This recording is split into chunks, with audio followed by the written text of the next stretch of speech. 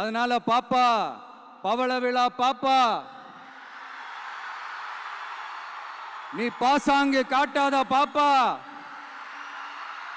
நீ நல்லவர்கள் போல் நடிப்பதை பார்த்து நாடே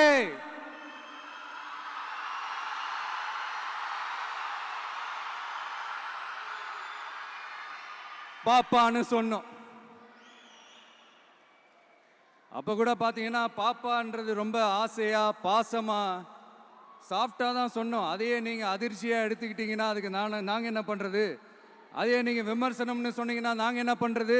இன்னும் நாங்க விமர்சனம் செய்ய ஸ்டார்ட் பண்ணவே இல்லையே, இன்னும் நாங்க அடிக்க ஸ்டார்ட் பண்ணவே இல்லையே, அதுக்குள்ள அலர்னா எப்படி?